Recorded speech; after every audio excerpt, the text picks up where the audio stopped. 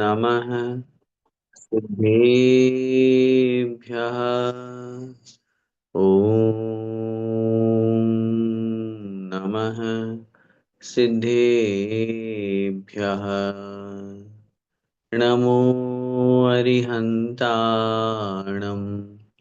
नमो सिद्धाणं नमो आयर्याणं नमो वज्झायाणं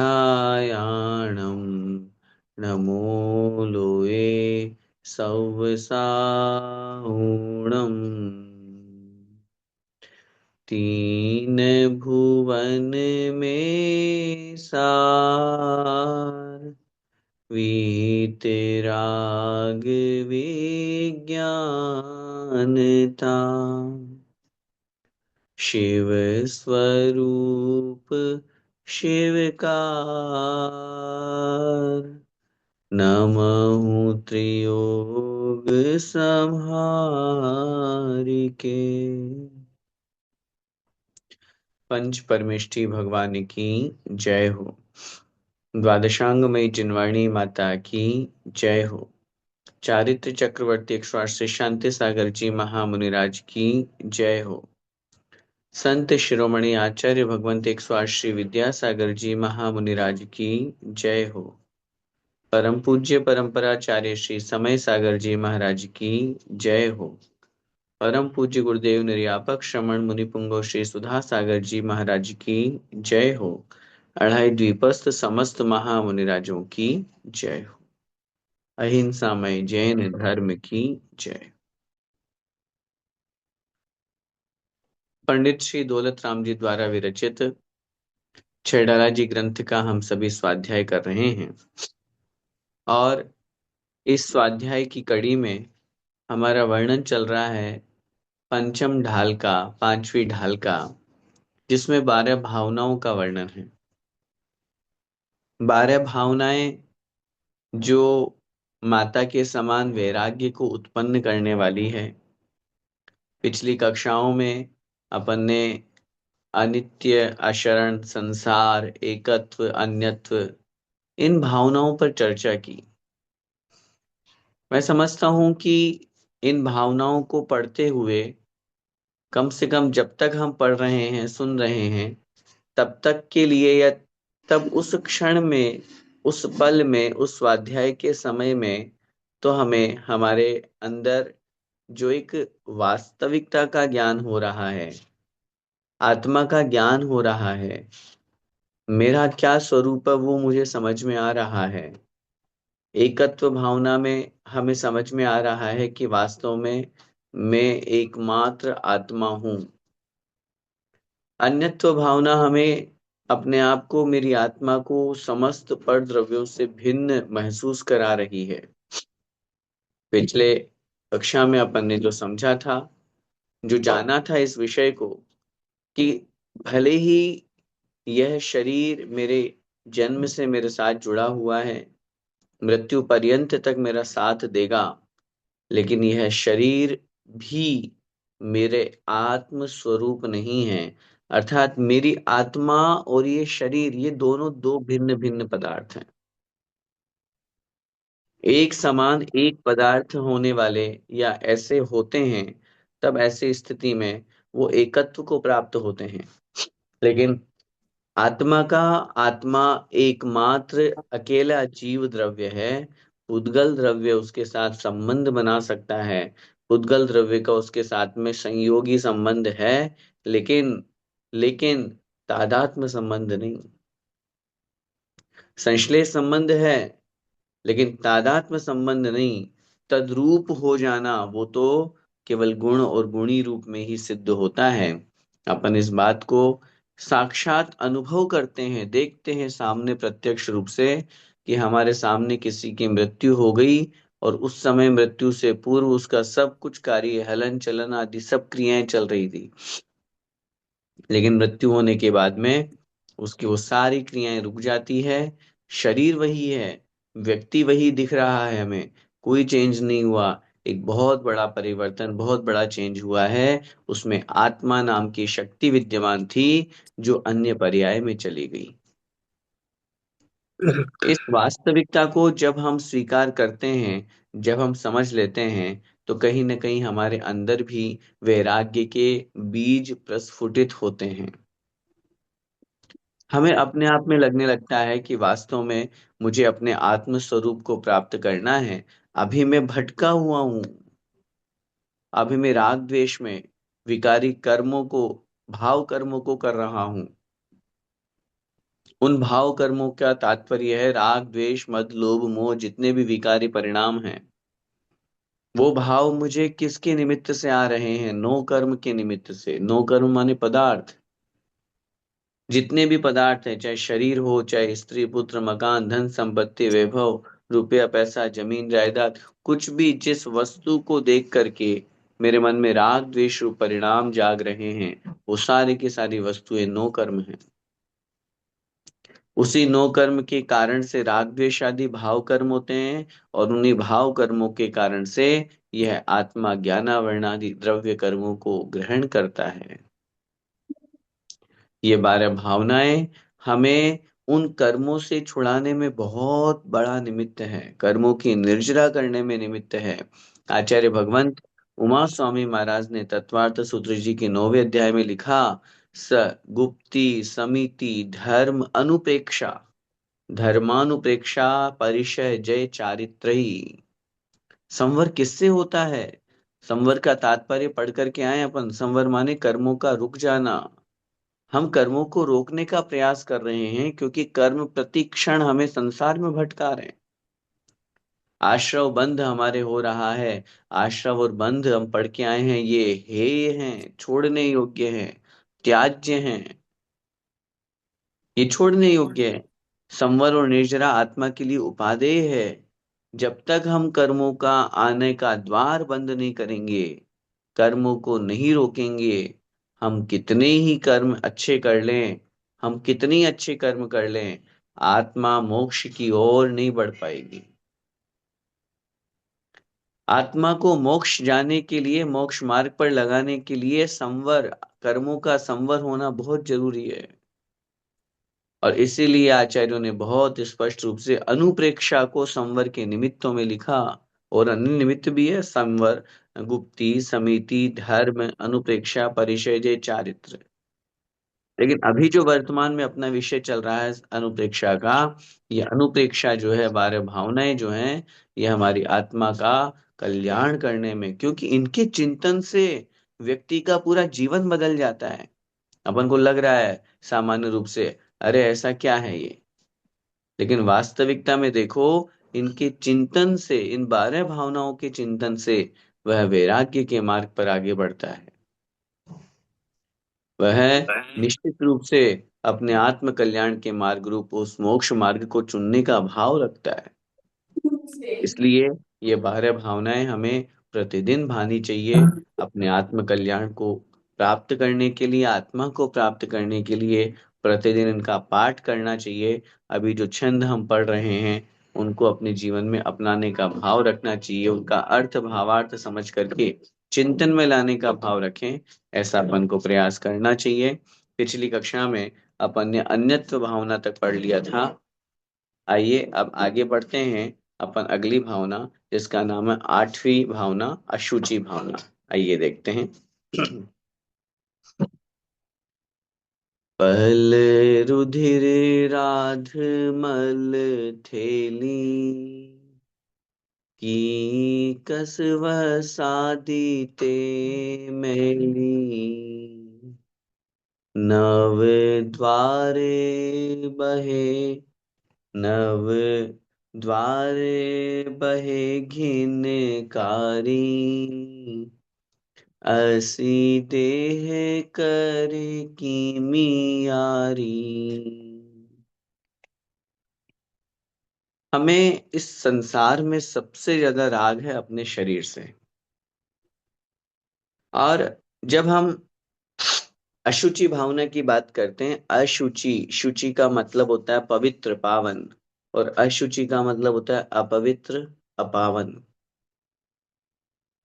जब शरीर से हमें सबसे ज्यादा राग है तो कभी हमारे मन में ये भाव आया या विचार कीजिए कि हम उस शरीर से राग तो करते हैं, लेकिन सबसे ज्यादा अपवित्र वस्तु यदि इस संसार में कोई है तो उसका नाम है हमारा शरीर। आप कहोगे कैसी बातें कर रहे हो? हाँ, एक तरफ तो शरीर माध्यम खलु धर्म साधनम, एक तरफ तो ये शरीर हमें मिलना बहुत मुश्किल, बहुत पुण्य, मनुष्य पर्याय का शरीर। सब बातें, सब बातें जहां इस शरीर से मोक्ष की प्राप्ति भी बताई गई है, वो व्यवस्था उस रूप में है। लेकिन जहां अपवित्रता की चर्चा है, स्वभाव तो शुचौ काए। आचार्य भगवान समंतभद्र स्वामी महाराज ने कहा, स्वभाव तो शुचौ काए, स्वभाव से जो अशुचि है, अपवित्र है। क्यों है ये शरीर अपवित्र? क्यों है? उसका उत्तर दे रहे हैं, पल रुधिर राध मल थेली। कैसा है हमारा शरीर? जिस शरीर के अंदर पल, पल का तात्पर्य होता है मांस, रुधिर, रुधिर का मतलब खून, पल रुधिर, रुधिर माने रक्त, खून, राध, राध का मतलब होता है पीप। आया था ना पहले डाल में, राध शोणित वाहिनी। तो राध का तात्पर्य होता है पीप। तो पल का तात्पर्य हो गया मांस, मांस, रुधिर माने खून, राध माने पीप, और मल, मल माने गंदगी, विष्ठा, मलमूत्र आदि जो मल है वो मल, उसकी ये थैली है, उसका ये पात्र है, उसका ये भाजन है। सोचिए जरा, जैसे एक थैली में खून, मांस और पीप भरी हुई हो, तो हम क्या करेंगे? हम्म, हम क्या करेंगे? स्पर्श करना चाहेंगे? हैं, उसे ग्रहण करना चाहेंगे? ये शरीर यही तो है, बाहर से केवल चर्म, चर्म का मतलब चमड़ी बस ऊपर से लगी है, अंदर की स्थिति तो यही है, खून मांस पीप भरा हुआ है।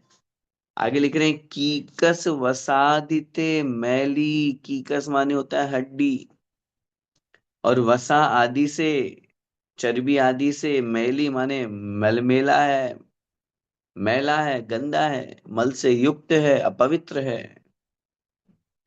ये शरीर है क्या चीज? आचार्यों ने शास्त्रों में लिखा है, शरीर इतना पवित्र है। आचार्य भगवंत इष्टोपदेश में पूज्यपाद स्वामी महाराज लिखते हैं, भवन्ति प्राप्य यत्संगमशुचिनी शुचिन्यपि सकाय संततापायस्तदर्थम प्रार्थना वृथा।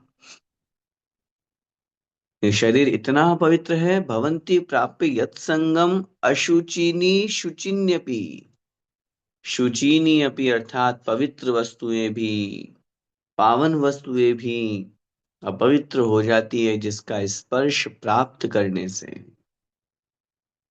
जिस शरीर को छू लेने से कोई पवित्र वस्तु भी अपवित्र हो जाए, तो फिर उससे बड़ा अपवित्र इस संसार में क्या होगा? अरे मल मूत्र को स्पर्श करने पर तो मात्र हमें हाथ ही धोना पड़ता है, हमें मात्र नहाना ही पड़ता है। लेकिन यदि इस शरीर से अगर कोई वस्तु पवित्र वस्तु, अब बताइए जरा, उदाहरण देते हैं। हमने कोई रसगुल्ला खाया, कोई भी वस्तु मुख में खाई, अब देखिएगा कितना अपवित्र। आप तो कह रहे हो भैया इतना अपवित्र कह रहे हो, चलो अभी सिद्ध कर देते हैं। आपको लग रहा है ना, नहीं नहीं पवित्र है, हम तो बड़े प्रेम करते हैं, स्नेह करते हैं, राग करते हैं अपने शरीर से और दूसरों के शरीर से। हाँ, दूसरों के शरीर से राग, आकर्षण, प्रेम, वासना भी कदाचित उसी रूप में भाव आ ही जाता है।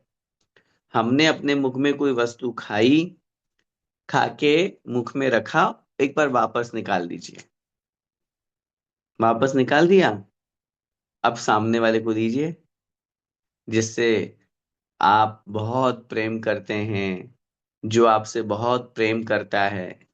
हम्म, संयोग है प्रेम का, आज कहते हैं ना ये 14 फरवरी आज हाँ, वैलेंटाइन डे।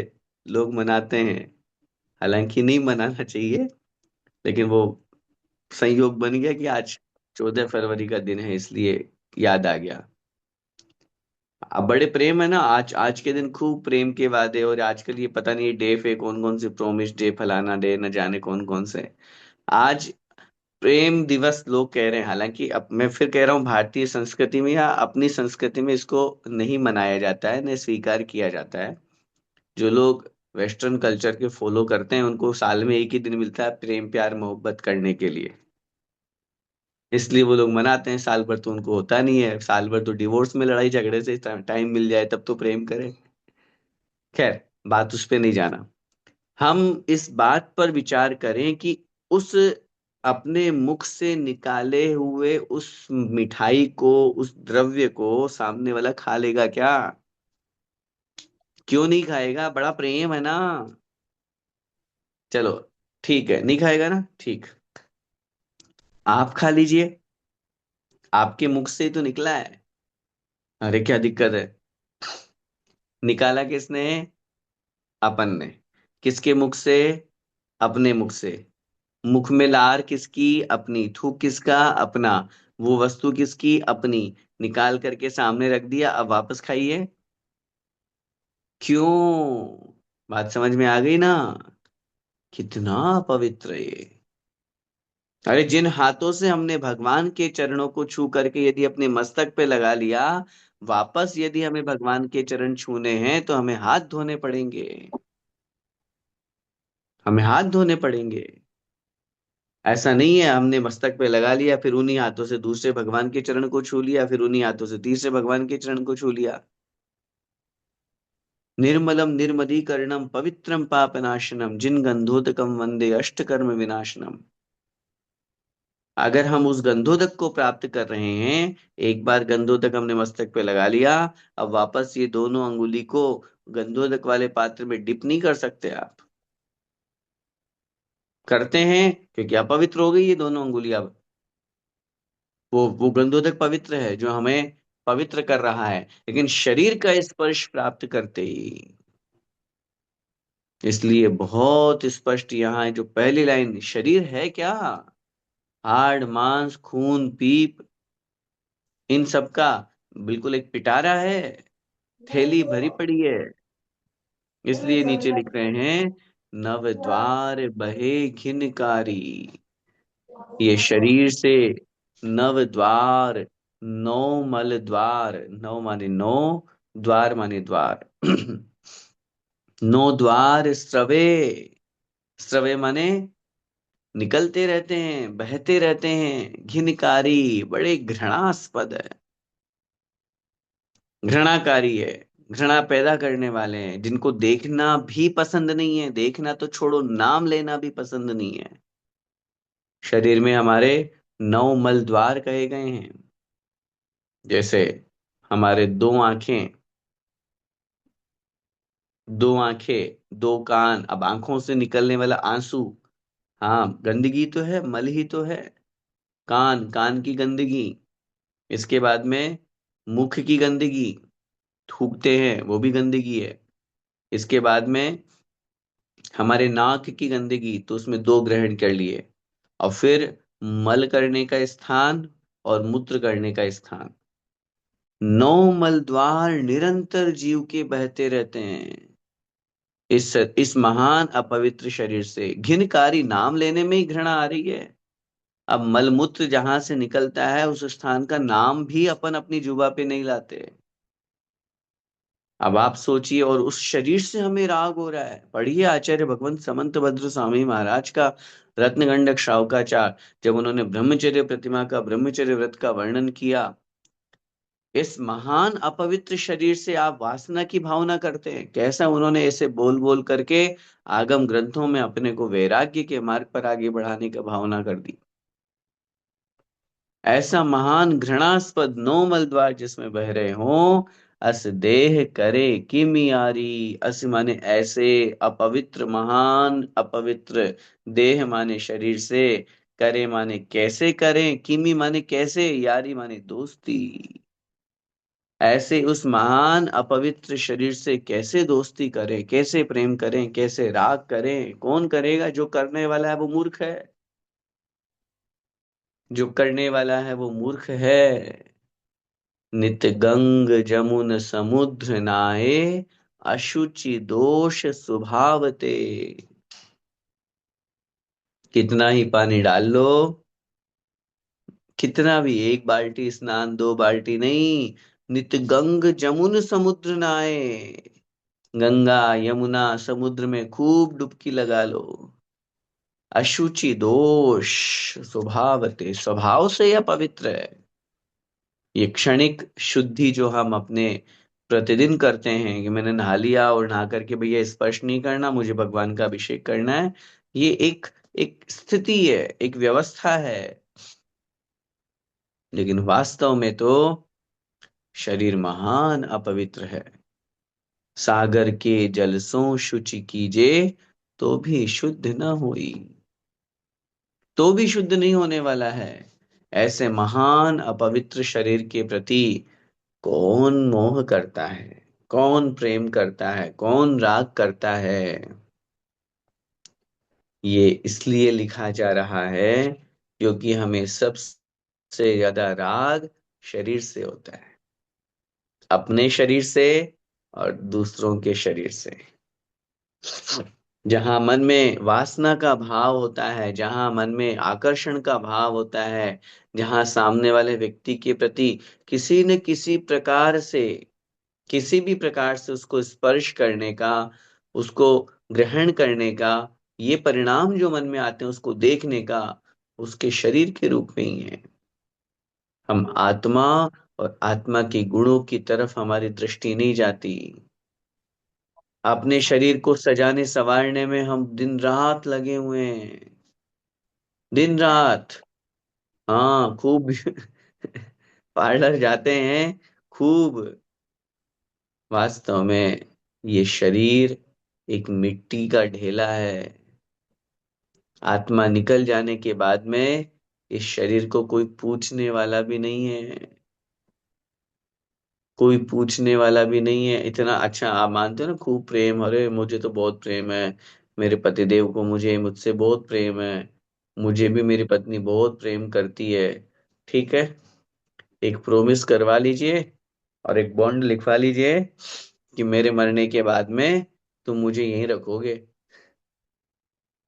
हम मुझे जलाओगे नहीं। बहुत प्रेम करती हो ना, तो फिर अगर मैं कदाचित मरण को प्राप्त हो जाऊं या तुम मरण को प्राप्त हो जाओ, तो दोनों प्रॉमिस कर लो, बॉन्ड पे लिख दो, साइन कर दो। हाँ, मरने के बाद तो कौन देखने वाला है, लेकिन एक दूसरे के प्रति जो सच्चा आपने प्रॉमिस किया है वो निभाना पड़ेगा। फिर नहीं हो पाएगा। कोई नहीं कर सकता, कोई भी नहीं कर सकता। जब सामने वाले के प्रति हमारे अंदर राग रूप परिणाम आ जाते हैं, तब उस समय ये छंद हमें याद करके तुरंत अपने मन को स्थिर करना चाहिए। केवल मात्र शरीर ही नहीं, आचार्यों ने तो और भी जितने भी अपवित्र वस्तुएं, द्रव्येषु पुरीषादिषु, आचार्य अमृतचंद स्वामी महाराज ने पुरुषार्थ सिद्धि उपाय में द्रव्येषु पुरीषादिषु शब्द का प्रयोग किया। पुरीष, पुरीष का मतलब होता है मल। उसको देख करके अपने अंदर अशुचि भावना लेकर के आइए, कितना अपवित्र है। अरे बहुत स्पष्ट समझिए, जब अपन शौच धर्म की बात किया करते हैं, किस तरह हमारे ये शरीर के ऊपर पूरा का पूरा अंदर जो पूरा मल भरे हो, वहां लाइन आई है ना। ऊपर अमल मल भर्यो भीतर, कौन विधि घट शुचि कहे, बहुदेह मेली सुगुण थेली, शोच गुण साधु लय। ऊपर अमल, बाहर से बड़ा सुंदर है। अरे पार्लर वार्लर जाके आए बढ़िया चमका करके अपने आपको, नहीं भी जाओ तो भी अपन बिल्कुल व्यवस्थित, अरे बाहर से, लेकिन मल भर्यो भीतर। सोचिए, जो मल मूत्र बाहर निकल रहा है उसके प्रति हमें घृणा हो जाती है, उसको हम देखना नहीं चाहते, उसके निकलते ही हम अपने मुख पर रुमाल लगा लेते हैं, हम उसको सूंघना नहीं चाहते हैं। और जब वो हमारे शरीर के अंदर था तब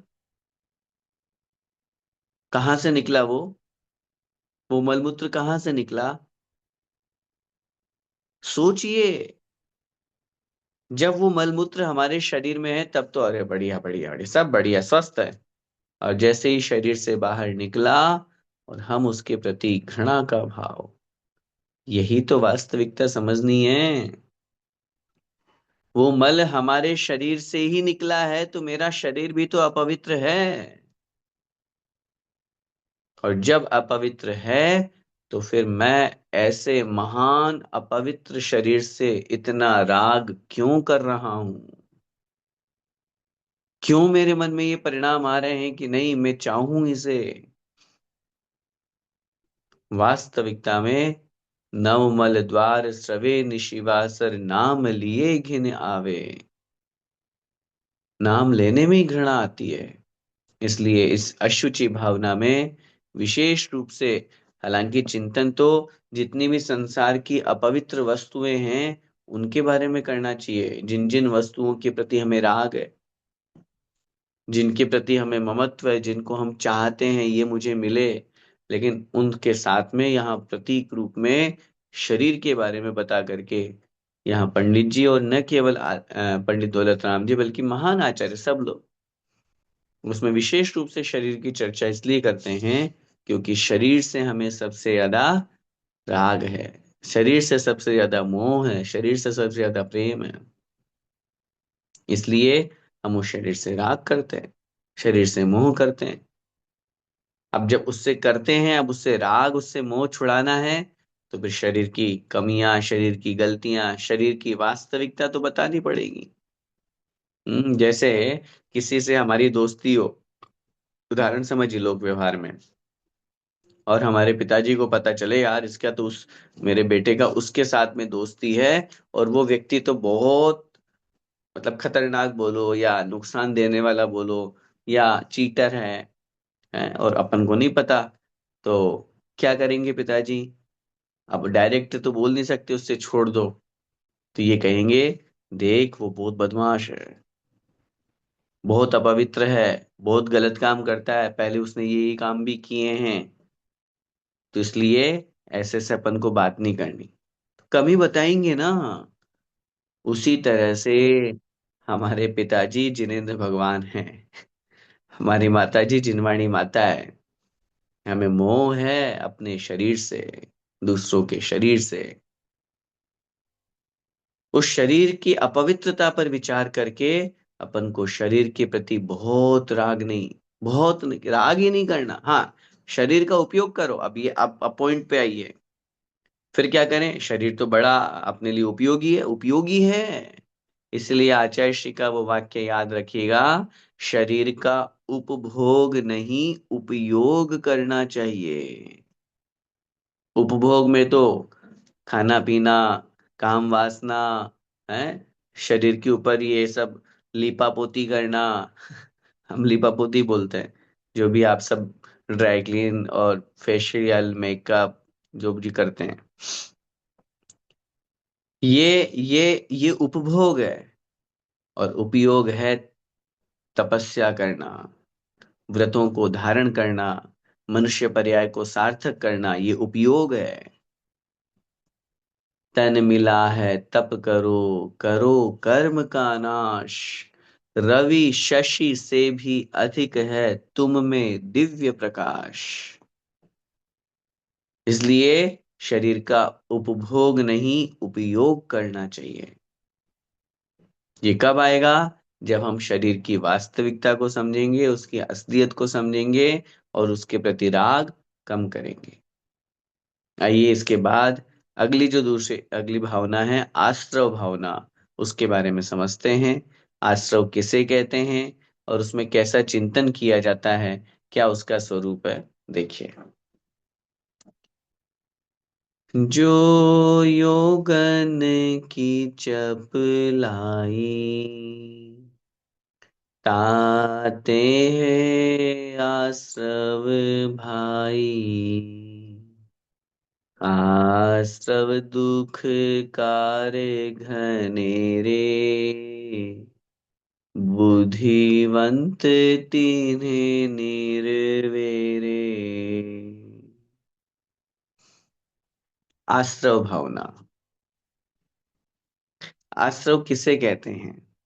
सामान्य रूप से कर्मों के आने के द्वार को आश्रव कहते हैं।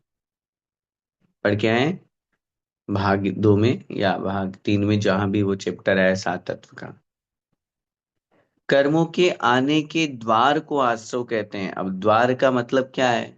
रास्ता। रास्ते का तात्पर्य हो गया वह जो कर्म आ रहे हैं, वो मन, वचन और काय, इन योगों से आते हैं, योगों के माध्यम से आते हैं, योगों के निमित्त से आते हैं। अगर हम योग करेंगे तो आश्रव होगा, और योग नहीं करेंगे तो आश्रव नहीं होगा। आचार्य भगवंत उमा स्वामी महाराज ने तत्वार्थ सूत्र जी के 6 अध्याय में पहला सूत्र लिखा, काय वांग मनः कर्म योग है। काय वांग मनः कर्म योग है। योग किसे कहते हैं? मन वचन काय की क्रिया, मन वचन काय की प्रवृत्ति, इसका नाम योग है। और अगला ही उन्होंने सूत्र लिखा, स आश्रव है। स माने वह जो योग है वही आश्रव है। तो आश्रव की बहुत सीधी सी परिभाषा हो गई, मन वचन काय की प्रवृत्ति, चाहे वो शुभ हो चाहे अशुभ हो। शुभ प्रवृत्ति है पुण्य का आश्रव, अशुभ प्रवृत्ति है पाप का आश्रव, लेकिन आश्रव। और यह जीव निरंतर प्रति समय प्रति क्षण ऐसा कोई पल नहीं जाता जिस समय वह कर्मों का आश्रव नहीं करता हो। कब से कब तक, चाहे वो पहले गुण स्थान वाला हो, चाहे दूसरे तीसरे चौथे पांचवे किसी भी गुण स्थान वाला हो, 13वें गुण स्थान तक प्रति समय कर्म का आश्रव होता है। 13वें तक। 14 गुण स्थान होते हैं। 14वें गुण स्थान का नाम है अयोग केवली। उसमें योग रहित अवस्था है केवल ज्ञानी की, लेकिन सयोग केवली अवस्था तक निरंतर कर्म का आश्रव होता है। तो इसलिए वहां वहां कारण क्या है, वहां निमित्त क्या है? वहां कारण है योग। जहां जहां तक योग है, जब तक योग है, निरंतर कर्म का आश्रव। अब आइए उसी बात को यहाँ पर पंडित जी दौलत राम जी साहब कह रहे हैं, जो योगन की चपलाई। जो माने जो, यदि यह आत्मा जब, योगन माने योगों की, माने की, योगों की, योगों की से तात्पर्य है मन वचन काय की चपलाई। चपलाई माने चंचलता। चंचलता माने वही क्रिया कर्म, परिस्पंदन, मन वचन काय की क्रिया। ताते वे आश्रव भाई, ताते माने उसी से, इसलिए आश्रव माने आश्रव, वे माने होता है, भाई माने हे भव्य जीव। हे भव्य जीव, जो मन वचन काय की प्रवृत्ति है, जो मन वचन काय की चंचलता है, जो मन वचन काय की क्रिया है, उसी से निरंतर आश्रव होता है। निरंतर प्रति क्षण ऐसा एक पल भी नहीं जाता, क्योंकि एक पल भी हम मन वचन काय की क्रिया से रहित नहीं है। कभी मनोयोग, कभी वचन योग, तो कभी काय योग। तीनों योगों में से प्रति समय हमारा कोई न कोई योग चलता ही है। नियम है। कर्म सिद्धांत की बात कर रहा हूं। अब आप बोलेंगे जिन जीवों के मन नहीं है, हाँ है, संसार में ऐसे बहुत सारे जीव हैं। एक इंद्रिय से लेकर के 4 इंद्रिय तक के जो जीव हैं वो नियम से मन रहित होते हैं। पंचेंद्रिय में बहुत से तिर्यंच ऐसे हैं जिन्हें असेनी कहते हैं, हम असंगी पंचेंद्रिय तिर्यंच कहते हैं। वो सब मन से रहित है, कोई बात नहीं। उनकी दो योग हैं, मन, सॉरी, वचन और काय। बहुत से ऐसे जीव भी हैं जिनके पास वचन भी नहीं है। वचन वर्गणाएं, वचन की जो शक्ति है वो द्विंद्रिय से आती है, भाषा वर्गणा। तो एक इंद्रिय जीव जितने भी हैं, जो पूरे तीनों लोकों में ठसाठस भरे हैं, उनके मात्र एक ही योग है, काय योग। तो उनके जो आश्रव होगा वो मात्र काय योग से होगा, लेकिन होगा जरूर। हमारे आपके तीनों योग हैं, मन भी है, वचन भी है, काय भी है। लेकिन तीनों योगों में से एक समय में एक ही योग का प्रयोग होता है। लग रहा है, लगता है अपन को, नहीं नहीं मैं सोच भी रहा हूं। अब जैसे मैं बोल भी रहा हूं तो सोच के ही बोल रहा हूं। जिस समय सोच रहा हूं उस समय मेरा वचन योग नहीं होगा। जिस समय मैं बोल रहा हूं उस समय मेरा मनोयोग नहीं होगा। अब आपको लग रहा है मैंने हाथ भी हिला रहा हूं, काय योग भी चल रहा है, बोल भी रहा हूं, लेकिन आत्मा का प्रयोग एक समय में एक ही योग में होता है। नियम है ये। दिखने में एक समान अपन को तीनों क्रियाएं दिख सकती है, लेकिन प्रयोग हमेशा आत्मा का एक ही योग में होगा, एक समय में। समय समय बहुत छोटी इकाई है, अपन को पकड़ में नहीं आ पाएगी या नहीं आ रही है। 1 मिनट में 60 सेकंड, 1 सेकंड में असंख्यात आवली, और एक आवली में असंख्यात समय। अब आप सोच लीजिए, 1 सेकंड में असंख्यात आवली और एक आवली में असंख्यात समय होते हैं। तो अब वो समय कितना छोटा है, इसलिए वो अपन पकड़ नहीं सकते, लेकिन है, नियम है। अब जो मन, वचन और काय, ये तीनों योग हैं, इनके और उत्तर भेद जब अपन करते हैं। मनोयोग के 4 भेद: सत्य मनोयोग, असत्य मनोयोग, सत्य मनोयोग, असत्य मनोयोग, उभय मनोयोग और अनुभय मनोयोग। ऐसे ही वचन योग के 4 भेद: सत्य वचन योग, असत्य वचन योग, उभय वचन योग और अनुभय वचन योग। काय योग के 7 भेद होते हैं: औदारिक काय योग, औदारिक मिश्र काय योग, वैक्रियक काय योग, वैक्रियक मिश्र काय योग, आहारक काय योग, आहारक मिश्र काय योग और कार्मण काय योग। अपन पढ़ते हैं ना 15 प्रकार का योग, वो ये 3 योगों के ही भेद प्रभेद है वो। मनोयोग 4 प्रकार का, वचन योग 4 प्रकार का, हो गए 8। और काय योग 7 प्रकार का, तो 8 और 7 15 प्रकार का योग हुआ करता है।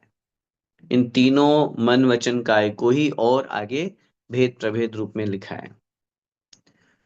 तो अब ये जो व्यवस्था, इसमें इसलिए समझा रहा हूं इतने डिटेल में 15 प्रकार के योग, कि हमारा कोई न कोई योग प्रति समय होगा ही होगा। नियम है ये। अरे आप तो इस जीवन की बात कर रहे हो, मरने के पश्चात विग्रह गति में भी योग चल रहा है? अब आप कैसे बात, विग्रह गति में कैसे? विग्रह गति में तो शरीर भी नहीं है, विग्रह गति में तो मन भी नहीं है, विग्रह गति में कौन बोलता है?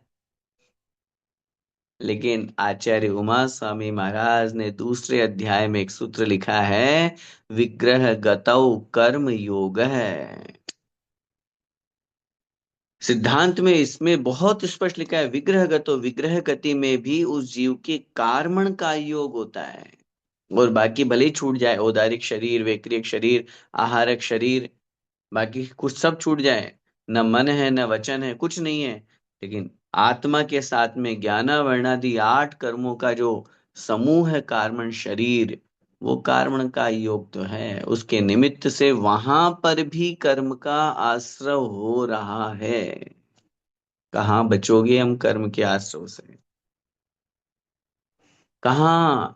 13वें गुण स्थानवर्ती भगवान जिनेन्द्र देव के भी प्रति समय कर्म का आश्रय हो रहा है, उनके भी योग है अभी, काय योग है भी वचन योग है भी, उपदेश दे रहे हैं।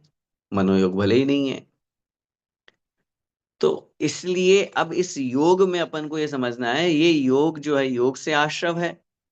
अब ये योग जब तक होगा तब तक कर्म का आश्रव होगा। इसलिए अब ये आश्रव अच्छा है कि बुरा है? अच्छा है?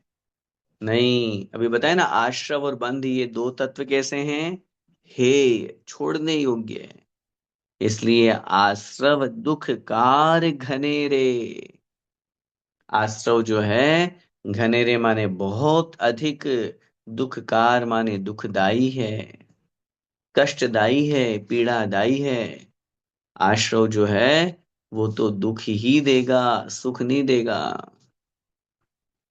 अब वो अलग व्यवस्था है, उसमें अभी डिटेल में अपन नहीं जाएंगे। शुभाश्रव पुण्याश्रव वो अपनी जगह है। उसके निमित्त से ही सारी सुख सामग्री भी प्राप्त होती है। उसके निमित्त से ही हमारे संसार में परंपरा से मोक्ष का कारण बनता है, वो व्यवस्था अलग है। लेकिन जिस समय ये ज्ञानी चिंतन करेगा, उस समय तो सोचेगा कर्म का आश्रव तो बुरा ही है, दुख ही देने वाला है। इसलिए दुखकार घनेरे, बुद्धिवंत तिन्हें निर्वेरे। बुद्धिवंत जो बुद्धिमान है, बुद्धि को धारण करने वाले हैं, तिन्हें माने उनको, निर्वेरे माने दूर करते हैं, दूर करें, उपदेश दे रहे हैं पंडित दौलत राम जी। जो ज्ञानी है वो ये चिंतन कर ले कि नहीं, मुझे तो आश्रव से दूर होना है। तो क्या करेगा वो ज्ञानी सबसे पहले सोचेगा आश्रव दो प्रकार का, शुभाश्रव और अशुभाश्रव। मैं शुभाश्रव से तो बच नहीं सकता, लेकिन सबसे पहले मैं अशुभाश्रव को दूर करूं। और अशुभाश्रव पाप रूप जो कर्म का आश्रव हो रहा है उसको वो दूर करने का लक्ष्य बना करके आगे बढ़ जाता है। और फिर जो शुभाश्रव हो रहा है उससे भी धीरे धीरे धीरे धीरे विरक्त होकर के आत्मा में लीन हो जाता है, शुद्धोपयोग को प्राप्त कर लेता है। तो वो शुभाश्रव भी छूट जाता है। अशुभाश्रव को युक्ति पूर्वक बुद्धि पूर्वक पुरुषार्थ करके छोड़ना पड़ता है, लेकिन शुभ आश्रव छोड़ना नहीं पड़ता। शुद्धोपयोग की दशा में, शुद्ध भाव की दशा में वह शुभ आश्रव अपने आप छूट जाता है। इसलिए आचार्यों ने अब वो डिटेल की जब व्याख्या करी तब उस समय समझाया कि नहीं, शुभाश्रव को छोड़ना नहीं है। शुभाश्रव तो कर्म के, भले ही वो साता वेदनी है, पुण्य प्रकृतियां। अब शुभाश्रव में तीर्थंकर प्रकृति भी आती है कि नहीं? शुभ कर्म में, पुण्य कर्म में, शुभ कर्मों में। कर्म प्रकृति दो प्रकार की, पाप प्रकृति और पुण्य प्रकृति। तो तीर्थंकर प्रकृति पुण्य प्रकृति है। अब आप बोलो नहीं, कर्म तो कर्म है, बंध किसी का ही नहीं होना चाहिए, आश्रव किसी का ही नहीं होना चाहिए। और उसी तीर्थंकर प्रकृति के आश्रव की बंध के लिए आचार्य महाराज बार बार कह रहे हैं, 16 कर्ण भावनाओं को भाव, विश्व कल्याण की भावना भाव, विश्व मैत्री की भावना रखो। तो इसलिए उपदेश दोनों प्रकार से है, ऐसा नहीं है। प्रेम भाव हो सब जीवों पर, तो सब जीवों के ऊपर दया करुणा करने का उपदेश दिया है, तो उससे तो शुभाश्रव होगा। 7वें अध्याय तत्वार सूत्र में जो शुभाश्रव का वर्णन किया, पांचों व्रतों का वर्णन उन्होंने किया, श्रावक के 12 व्रतों का वर्णन, अतिचार, सल्लेखना, ये सब चीजें हमारी आत्मा के लिए कल्याणकारी है। तो अपेक्षाकृत कथन अपन को समझना है। लेकिन जब ज्ञानी व्यक्ति जो होता है वो क्या करता है, वो इस तरह के परिणाम करता है, मुझे तो आश्रव से बचना है, मुझे तो आश्रव से दूर होना है। ये आश्रव संसार में भटकाएगा। आचार्यों ने इसीलिए जब अपन ग्रंथों को पढ़ते हैं, सांप्रदायिक आश्रव, ईर्यापत आश्रव, दो प्रकार के आश्रव की चर्चा की। सांप्रदायिक आश्रव संसार में भटकाने वाला है, कषाय युक्त जीव की हुआ करता है। अकेला मात्र योग ही कर्म बंध में कारण नहीं है। कर्म का आश्रव तो योगों से हो रहा है, लेकिन उन कर्मों में स्थिति अनुभाग कौन डाल रहा है, उन कर्मों में शक्ति कौन दे रहा है, वो कर्म मेरी आत्मा के साथ कब तक रहेंगे ये कौन डिसाइड कर रहा है? ये कर रहा है हमारी कषाय। आचार्य भगवंत नेमिचंद स्वामी महाराज ने द्रव्य संग्रह में लिखा है, पय डिठिधि अणुभाग पदेश भेदादु चतुविदो बंधो, जोगा पयडि पदेसा स्थिति अनुभागा कषाय दो हुंती। स्थिति और अनुभाग कषाय से और प्रकृति और प्रदेश बंध योग से हुआ करता है। तो इसलिए योग से आश्रव हो रहा है, लेकिन उस आए हुए कर्मों में स्थिति अनुभाग बंध कषाय से हुआ करता है। तो वो भी अपन को समझना है। अपन इस आश्रव भावना में वो ज्ञानी भावना चिंतन में ला रहा है। वो सोच रहा है निरंतर मेरे कर्म का आश्रव हो रहा है। अब देखिए, वो सोच रहा है, सोच भी किससे रहा है? मन से। तो मन से तो आप तो कह रहे हो आश्रव हो रहा है, तो क्या मन से सोचना बंद कर देगा? है? अनुप्रेक्षा क्या है? बार बार चिंतन करना। तो बार बार चिंतन किससे? बार बार चिंतन किससे होगा? मन से होगा ना। और आप तो कह रहे हो मनोयोग से कर्म का आश्रव होता है। तो वो चिंतन करना नहीं छोड़ेगा। यहाँ चिंतन करना या यहाँ पे आश्रव को छोड़ने का भाव, असुहादो विनिवित्ति सुहे पवित्तीय जान चारितम। आचार्य भगवंत नेमिचंद स्वामी महाराज ने चारित्र की कितनी सुंदर परिभाषा दी है। असुहादो विनिवित्ति, अशुभ से निवृत्त होकर के सुहे पवित्ति, शुभ में प्रवृत्ति करने का नाम चारित्र है। शुभ में प्रवृत्ति करो, ये उपदेश दिया जा रहा है। भगवान की पूजन, दर्शन, अभिषेक, शांति धारा, जाप माला, भक्तामर आदि का पाठ, स्वाध्याय, दान देना, तीर्थ वंदना करना, गुरुओं की सेवा, वैयावृत्ति, ये सब हमारी आत्मा के कल्याण में निमित्त हैं। ज्ञानी व्यक्ति, जो मैंने बताया, वो सबसे पहले अपने चिंतन में लाएगा कहाँ कहाँ मेरा सुबह से रात तक पूरे 24 घंटे में पाप हो रहा है, व्यापार में हो रहा है। कोशिश करेगा बहुत कम हिंसा वाला व्यापार करे। लग रहा है मुझे इस व्यापार में बहुत जीवों की हिंसा होती है, नहीं नहीं भैया है, मुझे जीवों को नहीं मारना, मुझे पाप नहीं करना। लगता है मुझे इस कार्य को करने में, यहाँ जाने में इतना दोष लगता है, तो वो कोई अल्टरनेट निकालेगा जो पाप से बच पाए, कुछ करे। कहने का बहुत सीधा सा तात्पर्य है, अशुभ से बचने का पूर्ण प्रयास करना। पहले अशुभ से तो बच जाएं हम, बाद में, क्योंकि बहुत लोग ऐसा मानते हैं या उनकी ऐसी धारणा है, आश्रव तो आश्रव है, चाहे शुभ आश्रव हो चाहे अशुभ आश्रव हो, दोनों हे है। चाहे शुभोपयोग हो चाहे अशुभोपयोग हो, दोनों हे है। चाहे पुण्य हो चाहे पाप हो, दोनों हे है। लेकिन उन बातों पर बहुत चिंतन करने की आवश्यकता है कि जहां एक तरफ पुण्य और पाप को आपने समान तो कह दिया, लेकिन इनकी जब परिभाषा शास्त्रों में पढ़ते हैं तो आचार्यों ने लिखा है, पुनात्मात्मानम इति पुण्यम। जो आत्मा को पवित्र करता है उसका नाम पुण्य है। आचार्य समंत भद्र स्वामी, आचार्य पूज्यपाद स्वामी महाराज ने सर्वार सिद्धि जैसे महान ग्रंथ में पुण्य की परिभाषा लिखी। जो आत्मा को पवित्र करता है। और पाप की परिभाषा लिखी, आत्मानम पाति। आत्मा को जो अच्छे सत्कार्यात, अच्छे कार्यों से, पुण्य से, धर्म से, आत्म कल्याण से जो रोकता है, उसका नाम पाप है। अब दोनों समान कैसे हुए? दोनों एक कैसे हुए? एक आत्मा को धर्म कार्य यूं कहें आत्म कल्याण से रोक रहा है, वो पाप है, और एक आत्मा को पवित्र कर रहा है। एक शुभोपयोग, जो आत्मा को अशुभ से छुड़ा करके, पाप से छुड़ा करके, व्रतों का पालन करना, भगवान जिनेन्द्र देव की पूजन आदि करना, षट आवश्यकों का पालन करना, दान देना, उपवास करना, शील का पालन करना, ये सिखा रहा है। और एक पाप रूप प्रवृत्ति कर रहा है। एक ज्ञानी समझदार व्यक्ति ब्रह्मचर्य का पालन कर रहा है, और एक अज्ञानी मिथ्या दृष्टि गंदे काम कर रहा है, किसी के साथ गलत व्यभिचार कर रहा है, गलत काम कर रहा है। आप दोनों को एक कैसे कह सकते हैं? अशुभोपयोग है एक, और एक शुभोपयोग है। दोनों में बहुत अंतर है।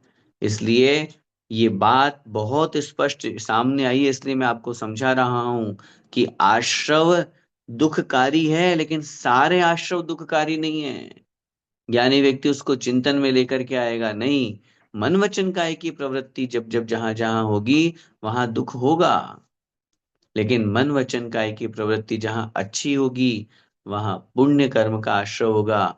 उन्हीं आचार्य उमा स्वामी महाराज ने तत्वार्थ सूत्र जी में छठे अध्याय में तीसरा सूत्र लिखा, शुभ पुण्यस्य शुभ पापस्य। मन वचन का ऐसे आश्रव होगा, और ऐसा एक भी पल नहीं होगा जिस समय हमारे आश्रव ना हो। लेकिन लेकिन लेकिन हमें कौन सा आश्रव करना है, ये हमारे मन वचन काय पे डिपेंड है। वो तो होगा। मैंने कहा ना, मन का काम है सोचना, और अपन पंचेंद्रिय मनुष्य हैं, तो अपन तो सोचेंगे। मन तो बोलेगा मुझे तो सब्जेक्ट दो, मैं तो सोचूंगा। आप नहीं दोगे तो जो मेरे मन में आएगा वो मैं करूंगा, वो मैं सोचूंगा। तो जो मन में आएगा तो फिर मन में तो वही, क्योंकि अनादिकाल के संस्कार विषय कषायों के हैं, तो मन उधर भटकेगा, उधर जाएगा।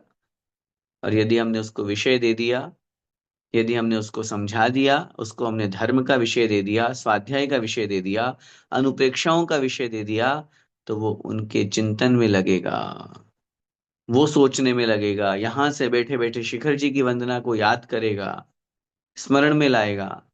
ये शुभोपयोग हो गया। इसलिए समय हो रहा है आपका, आश्रव भावना में अपन को बहुत अच्छी तरह से समझदारी दिखा करके, पहला तो भाव, पहला विषय, आश्रव दुखकारी ही है।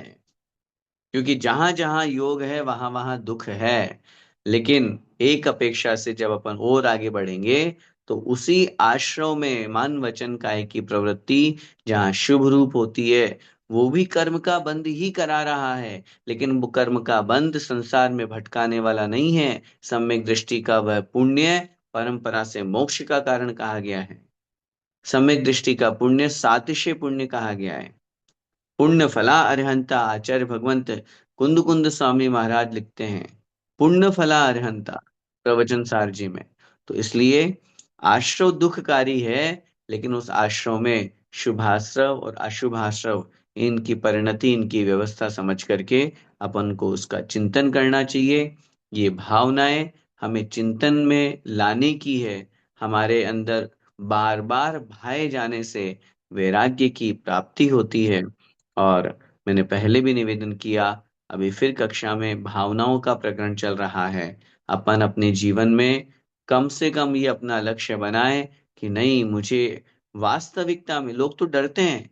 मैंने बहुत बार बहुत लोगों को ऐसा बोलते हुए सुना है, भाई हम भक्तामर आदि का पाठ तो कर लेते हैं, 12 भावनाएं और ये सब नहीं पढ़ते। हमने पूछा क्यों नहीं पढ़ते?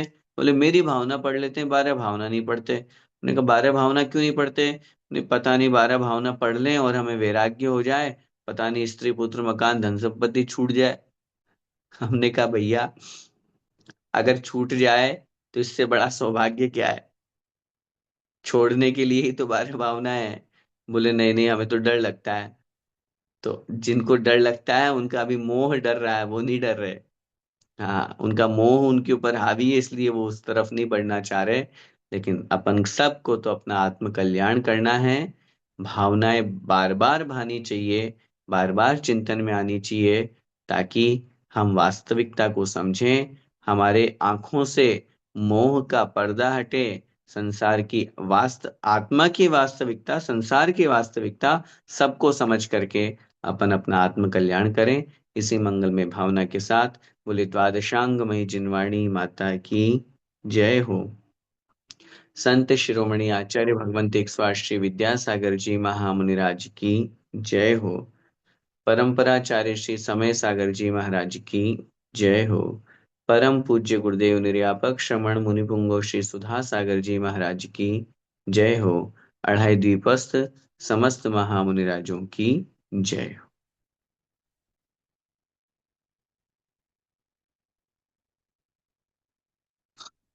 आइए, जो क्विज की क्वेश्चन आंसर है वो हम डिस्कस करते हैं।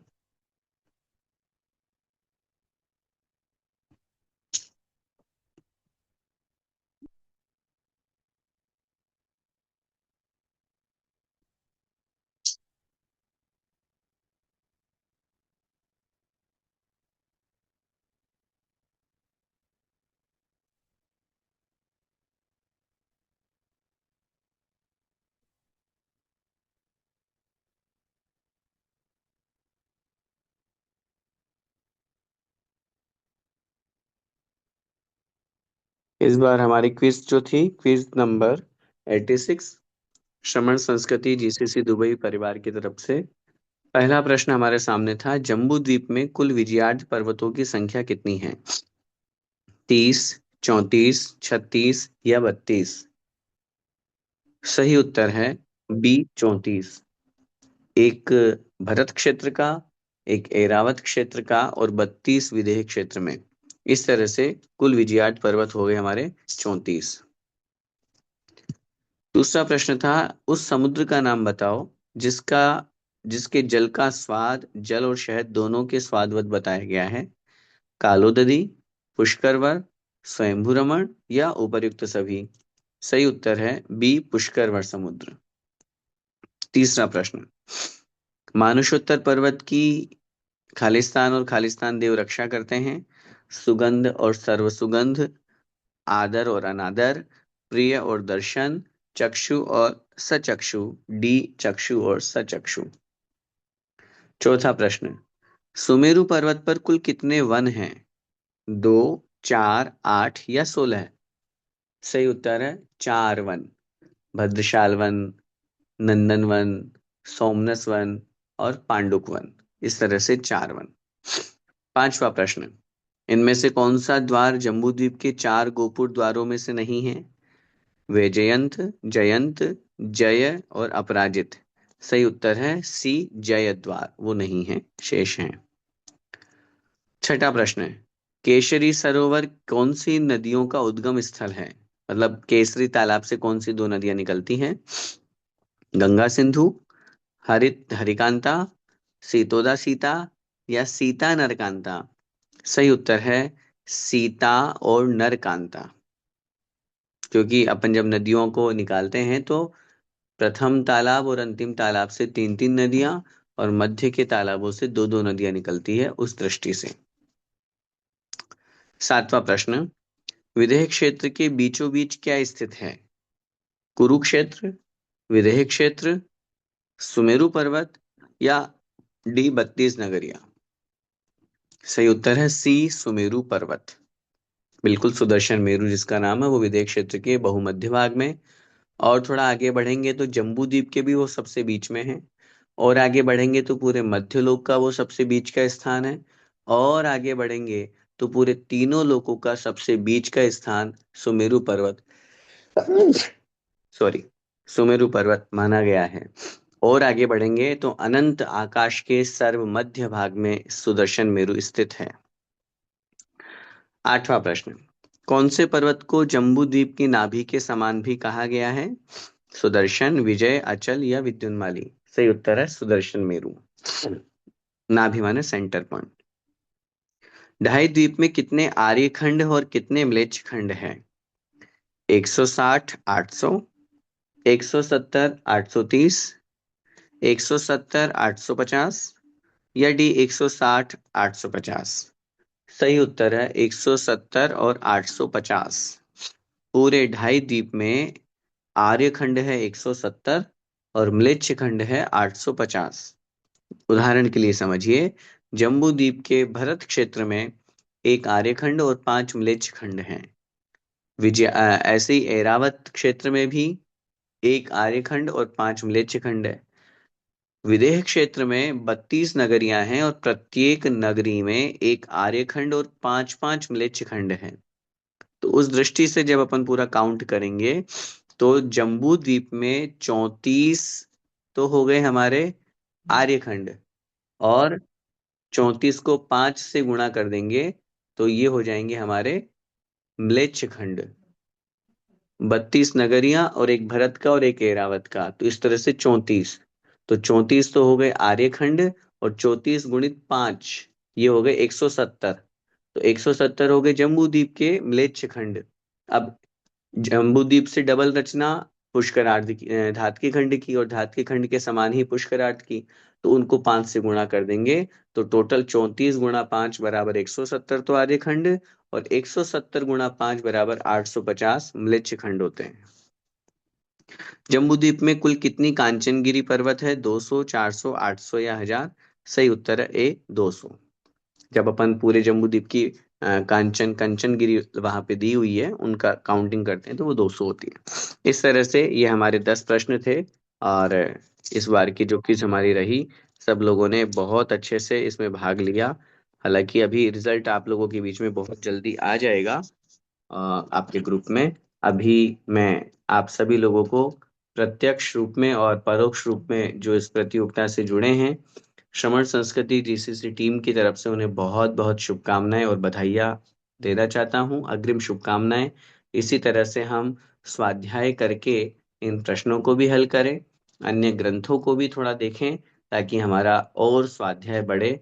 और जो कक्षा अपनी चल रही है, 5वीं ढाल हमारी हो रही है, जल्दी ही ये भी पूर्ण हो जाएगी। और उसके बाद 6ठी ढाल भी होगी, और उसके बाद में फिर परीक्षा भी होगी। तो अभी फरवरी चल रहा है, अभी से ही मैं आप लोगों के बीच में अनाउंस कर रहा हूं कि इस बार की परीक्षा अब 6 ढाला की परीक्षा है। तो थोड़ा सा सावधानी से पढ़ें, क्योंकि पहले तो भाग 1, भाग 2 और भाग 3 की परीक्षा हुई थी। अब थोड़ा सा पेपर आपका लेवल भी बढ़ रहा है, तो पेपर का लेवल भी उसी रूप में बढ़ेगा। तो तैयारी उसी अनुसार हमारी हो। छंद भी कुछ पूछे जाएंगे, तो छंदों को भी आप याद करें। रोजाना पाठ करें इस 6 डाला ग्रंथ का। एक भाव बना लें कि हमें अगर पूरा एक दिन में 6 ढाल ही पढ़ लें तो कोई आपत्ति नहीं है, समय हो तो। और उतना नहीं है तो कम से कम इतना कर लें भाई, सोमवार को पहली ढाल, मंगलवार को दूसरी ढाल, बुधवार को तीसरी ढाल, संडे की छुट्टी मना लो। या सैटरडे क्लास होती है तो उस दिन भले ही मत करो, संडे को 6ठी ढाल का पाठ। इस तरह से बार बार पाठ करने से, ओनली पाठ करना है, छंद छंद का, श्लोक श्लोक का, तो दोहो आदि का, तो उससे याद हो जाएगा। और आप अभ्यास अभी से करना शुरू करें, ताकि बहुत अच्छा हो। बस यही कहना चाहूंगा। आइए।